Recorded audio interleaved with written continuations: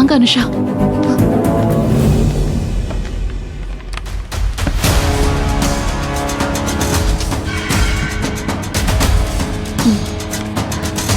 அவ என் roommate Kalyani. Hi Anusha. Hi. Call cut பண்ணதுக்கு அப்புறம் என்ன நடந்துச்சு? நான் உங்க பையனுக்கு ட்ரீட்மெண்ட் பண்ண போன தெரபிஸ்ட். என்கிட்டயே இவ்வளவு ஸ்ட்ரிக்டா நடந்துப்பாங்கன்னு எதிர்பார்க்கவே இல்ல. நானே கொஞ்சம் ஷாக் ஆயிட்டேன். நான் தான் செல்வநாயகியை பத்தி சொல்லிருக்கேனே. எதுக்கு அவங்களுக்கு என் மேல இவ்ளோ சந்தேகம்? என் ஐடி கார்டை பார்த்தாங்க, என் போனை கட் பண்ண சொல்லி சொன்னாங்க, என் ப்ளூடூத்தை கூட வாங்கி வச்சுக்கிட்டாங்க, அப்புறம் என் மெடிக்கல் கிட் கூட வாங்கி செக் பண்ணாங்க. அப்ப நான் கொடுத்த ஃபைல்? நல்ல வேலை, அதை மட்டும் திறந்து பார்க்கல. ஆனா அதையும் கீழே டீப்பாயிலே வச்சுட்டு போக சொல்லிட்டாங்க. அப்போ அபிகிட்ட ஃபைல கொடுக்கவே இல்லையா? ஐம் சாரி, அபிகிட்ட அந்த ஃபைலை கொடுக்க முடியல. இந்த உன் ஃபைல், இதை கொடுக்க தான் வந்தேன்.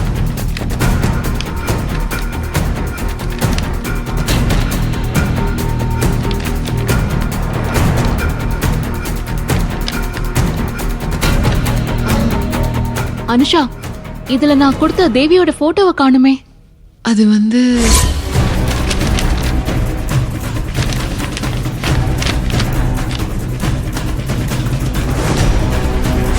செல்வநாயகி கால் கிட்ட போட்டோ விழுந்துடுச்சுன்னு சொன்னா சத்யா தப்பா நினைப்பா. தேவி போட்டோ இதுலதான் இருந்தது. ஆட்டோல திரும்பி வரும்போது மிஸ் பண்ணிட்டேன்னு நினைக்கிறேன். ஐம் சாரி, நீ கொடுத்ததை அப்படியே திரும்ப கொடுத்துட்டேன். மத்தபடி எனக்கு எதுவும் தெரியாது. சரி, ஃபைல் தான் கொடுக்க முடியல. அபிக்கு ட்ரீட்மெண்ட் கொடுக்க போறப்போ நீங்க அவர்கிட்டயே தேவியை பத்தி டைரக்டா சொல்லிருக்கலாமே. அப்படிதான் நானும் நினைச்சேன். ஆனா யாரும் என்ன வெளியில இருந்து மானிட்டர் பண்ண மாதிரி தோணுச்சு. அபி ரூம்ல ஏதோ ஒரு சிசிடிவி இருந்த மாதிரி கூட எனக்கு தோணுச்சு. அதனாலதான் நான் ரிஸ்க் எடுக்க விரும்பல. நீ கவலைப்படாத சத்யா, அபிக்கு கொஞ்சம் குணமாகட்டும். நான் மறுபடியும் இந்த ஃபைலை கொண்டு போய் கொடுக்கறேன். இப்போதைக்கு இந்த விபரீத முயற்சி வேண்டாம். எனக்கு அர்ஜென்ட் ஒர்க் இருக்கு, நான் கிளம்புறேன். சரி அனுஷா, தேங்க்ஸ். வரேன் கல்யாணி.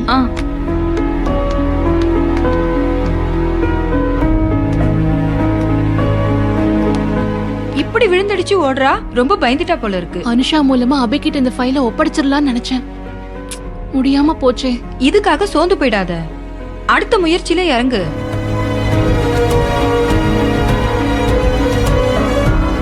இப்ப அபியோட நிச்சயத்தை நிறுத்த ஒரே ஒரு வழிதான் இருக்கு. நலன் ஈவென்ட் மேனேஜ்மெண்ட் தான் இந்த ஃபங்க்ஷனை நடத்த போறாங்க. நான் உடனே போய் நலன் சாரை மீட் பண்ணணும்.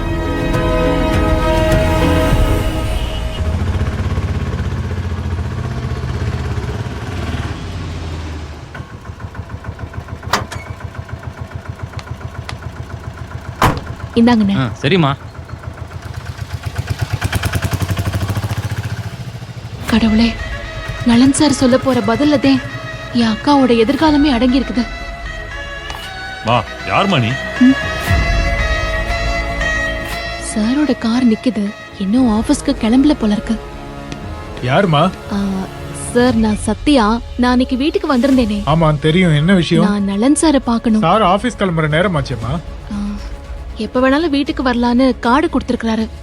ரொம்ப அர்ஜென்ட் சார். இருங்கம்மா, நான் சாரை கேட்டு வரேன். வெயிட் பண்ணுங்க.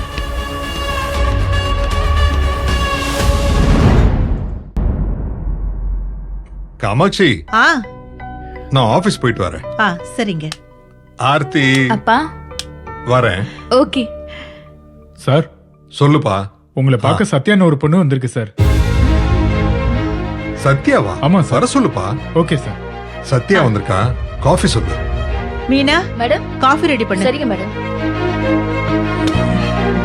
மேடம், உங்களை சார் வர சொல்லிருக்காரு மேடம். Thanks sir. போங்கம்மா.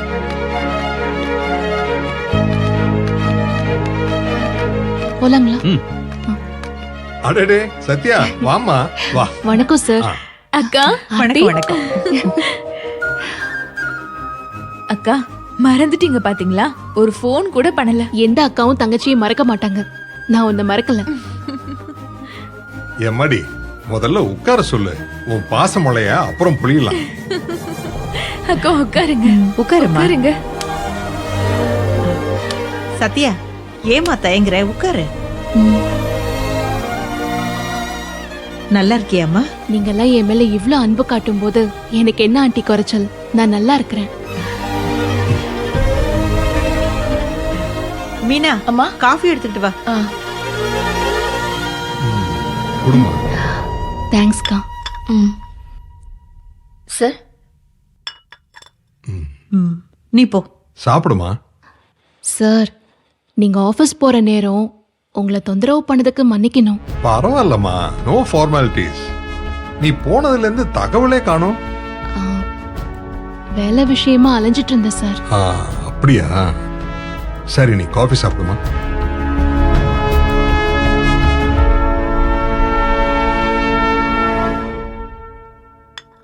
ஏதோ ஐடி கம்பெனில வேலைன்னு சொல்லிட்டு தானேம்மா நீ சென்னைக்கு வந்த? அந்த வேலை சரியில்லை சார். வேற வேலை தேடிட்டு இருக்கேன். ம். ஆ, அதான் சார் உங்களை சந்திச்சு உங்ககிட்ட உதவி கேட்கலாமேன்னு.